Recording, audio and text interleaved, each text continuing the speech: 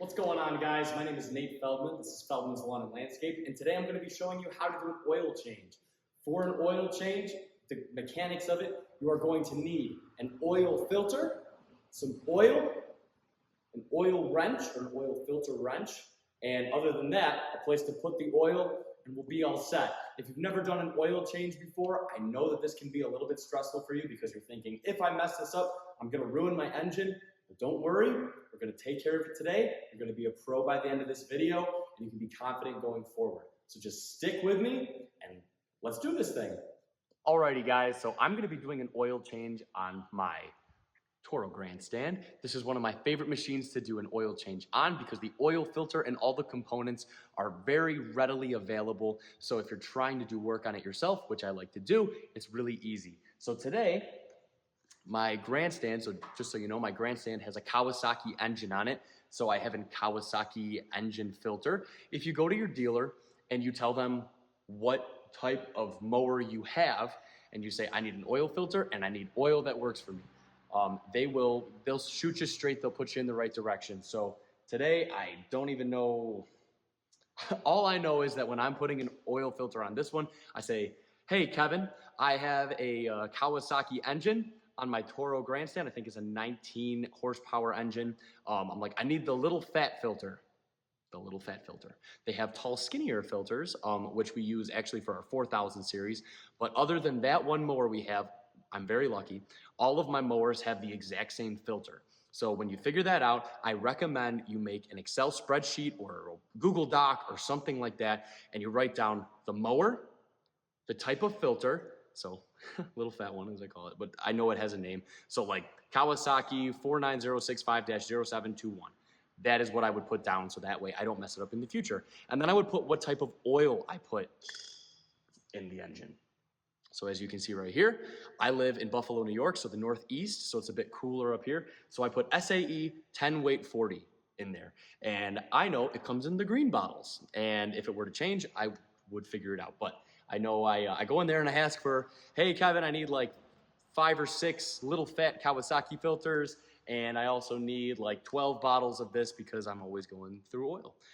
So when you are doing an oil change on a Toro Grandstand or almost any Kawasaki engine that I have, so I have Kawasaki's on my Toro Grandstand, on my Toro 2000 series. I have one on, I don't know if you can see it over there, it's in the doorway, I was just running it, on my Stander Intensity, so my right Stander Intensity, in my right Stander X. We also have a Kawasaki engine. So they're all very similar engines. They take the same exact filters, like I said. They take the same SAE 10 weight 40 oil, so the little green bottles. So it's very easy for me. But if you have different mowers, so you have like a Skag mower, you have Toro, you have Exmark, you have Wright, and they have like a Kohler or Briggs & Stratton, Kawasaki, they're gonna be different.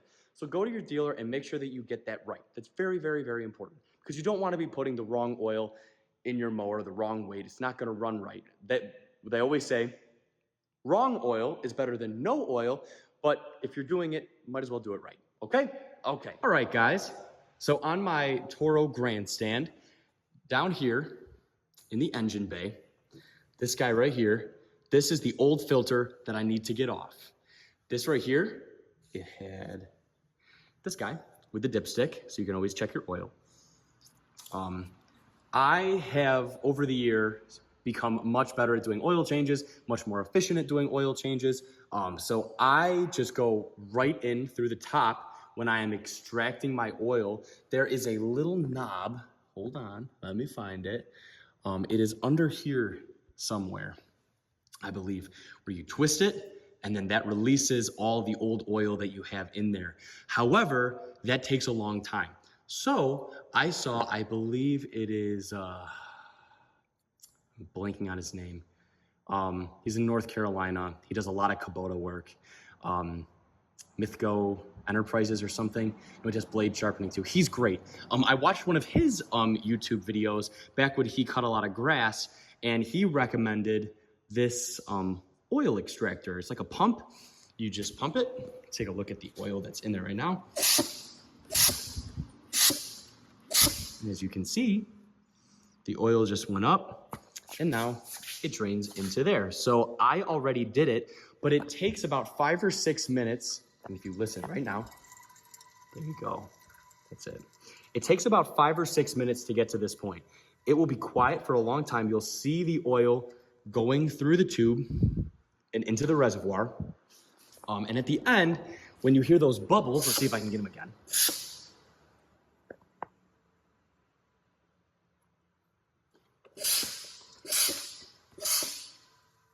There we go. I don't know if you can hear it here, but when you hear those bubbles, that means you've reached the bottom. Now, I will say, you can do this maybe like 2 or 3 times in a row, but it won't get all the old oil out. So I recommend doing this like, every 2 or 3 oil changes, that's fine. But then after that, going and releasing the plug underneath and getting all of that old nasty oil out so that you can officially put new fresh stuff in there every time. As you can see, I took quite a bit of oil out. I don't know, this is a quart. I believe it's a quart. So I think, yep, there you go, 1 quart. I extracted 2 quarts, so pretty much everything that's in there.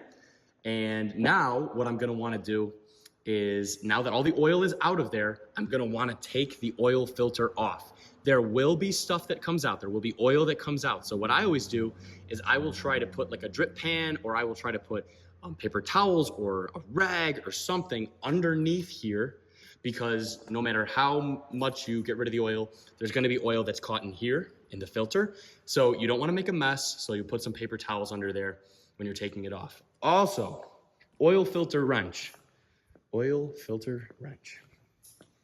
I have not had the best luck with oil filter wrenches, so what I use are these guys right here, channel locks.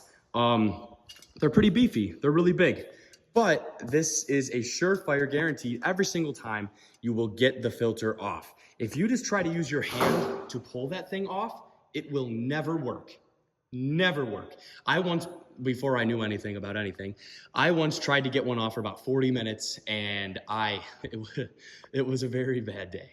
So get yourself a pair of channel locks, get yourself an oil filter wrench, and that will help you get that off in just a couple of seconds.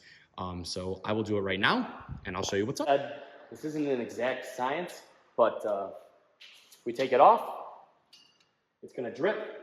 We try to go as quickly as possible, and I will take that oil filter and I throw it right on. I have, I don't know, it's probably a 5-gallon oil pan that collects old oil, and then I take it down to my buddy at North Boston Garage. He does a lot of like car work, truck work, but he always takes my old oil. So make sure that you have a place to put your oil as well, guys.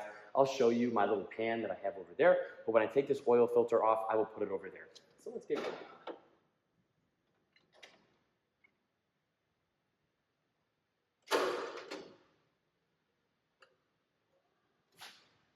There we go.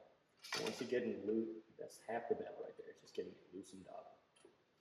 Okay, so now I can do the rest by hand. Okay, and I'm gonna wanna be quick. So, like I said, not an exact science, but we got it off.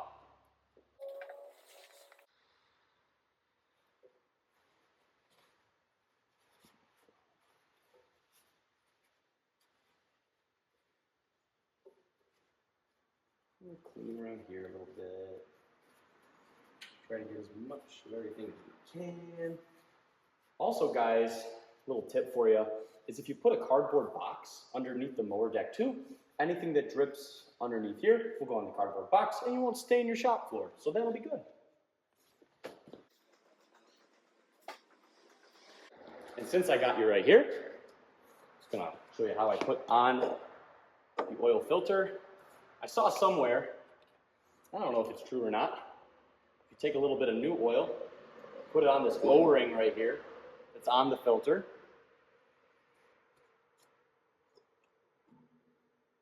There we go. So new oil filter. I'm gonna put that right there. Gives it a good seal. So I go and I hand tighten it. I'll really hand tighten it good here. Because the last thing you want is this thing coming off when you're mowing grass.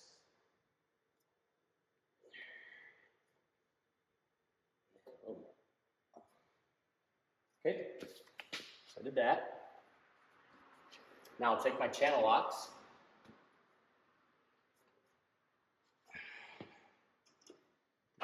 Come up here. And I'll twist it maybe 2 times with the channel locks. And that is, as we say, that's not going anywhere. Okay, so we got the oil filter on. So now that we have the old oil is extracted, so it was empty, we had the old oil filter taken off, and we have our new oil filter put on. The last step here is to put new fresh oil in. So I know this Toro Grandstand can take 2 quarts of this SAE 10-way 40. So I'm just gonna put it in, have me a nice little, oh my goodness, funnel right here. So that way I'm not getting it everywhere. And all you do is just go nice and easy, nice and slow, dump it all in there. And we're almost there, guys, almost taking care of our oil change. So it's very important that you do these oil changes in fairly clean conditions. You don't want gunk or dirt or grass or whatever getting in here. Obviously, we do have that oil filter, but we don't want to put that to work. If you want your mower to last a good long time, stay on top of your oil changes.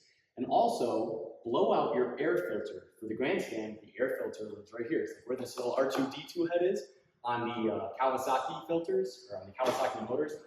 Right underneath it is where your air filter is. So when you do an oil change, I'll typically go and I'll blow out my air filter as well.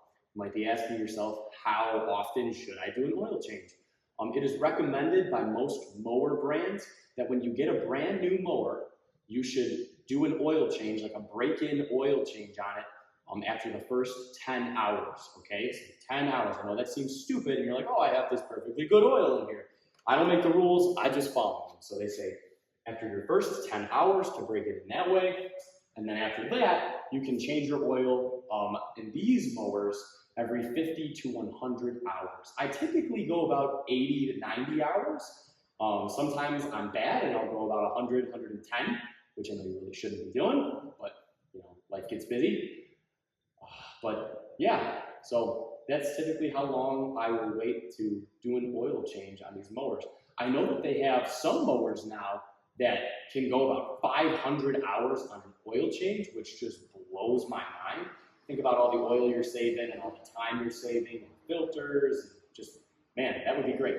I think Wright has a mower like that. It might be 200, 250 hours now, I think about it. But I think there are other mowers that you can go 500 hours between oil changes. But that scares me. I don't know if I would be able to do that. So every 50 to 100 hours, I do oil changes on these guys, which is, you know, every few weeks or so, depending on how often you use the mower. So yeah, a little bit about that. So stay on top of your oil changes, stay on top of blowing your air filters out, and that will dramatically increase the lifespan of your mower. So now that we have done this, guys, I will take my my dipstick, put this on my little paper towel. Make sure my dipstick is clean, which I always put on a clean paper towel when I'm doing this. Dip it in, don't twist it, just dip it in. So dip it in, notice I'm not twisting it on. Pull it out, and you can see we are right at the full line, which is perfect. And then another thing that I typically do, which I don't know if you have to do, but I do it anyway, I'll turn the mower on for maybe a minute. Just let the juices get flowing, let things get hot, and then I'll take it out, wipe it off with an oil rag, and then I'll see what the true level is. But usually 2 quarts does it. I've noticed that you burn more oil when it's hot outside. So when it's like in the 80s, 90 degrees here in the Buffalo summers, we burn a little bit more oil. I don't know what you guys experience. Leave me a comment below if you guys experience something similar to that. But I gotta say, if you're looking for a mower and you're looking for an engine, because they all come in different specs and models and whatnot, I've had such good luck with Kawasaki engines. I've had Kohlers, I've had Briggs & Strattons, and I gotta say, Kawasaki, in my opinion, lasts the longest. That's just my experience. So I'm a big advocate for them. I know that others have more horsepower or better in gas consumption, but I just need something that's gonna start up every time and that isn't gonna break down on me. So I've had really good experience with that. But yeah, so one more time, quick recap. We took out the old oil, we extracted that, we took off our old oil filter, we put a new oil filter on there, and then we topped it off with fresh new oil.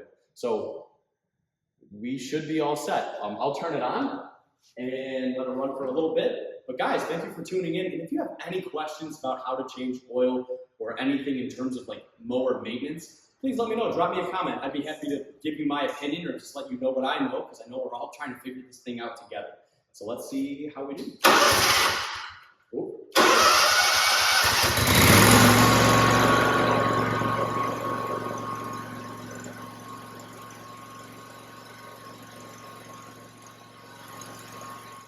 So guys, I just pulled the dipstick out. You can see it's totally covered. So what I'm gonna do, I'm gonna pull it off like that. I'm gonna go dip it into the mower and we'll get a read on it. I don't know if you can see it truly, but we are right up at the full line. So mission complete. That oil looks really new and fresh. If it gets dark, like it looks black or like dark brown, that's an indicator of you need to change your oil. Another thing, guys, one last tip, check your oil every single day, because something can go wrong with your engine. And if something does go wrong with your engine and you're burning oil, the worst thing you could possibly do is run an engine that is low on oil or has no oil. That's how you seize the engine, blow it up, and then have to spend, $3,000 to $5,000, $6,000 on a new engine, which nobody wants to do. So all it takes is checking your oil every day, or even once a week if you want to be lazy. It doesn't matter. Well, it does actually, but I recommend every day, at least once or twice a week, just to make sure that your engine isn't burning oil and that you are topped off and ready to go, because we don't want to waste money here. So guys, thank you so much for tuning into this video. Please drop me a comment if you have any questions at all. I'm happy to answer them, and I look forward to helping you guys out in the next video. All right, sounds good. Bye-bye.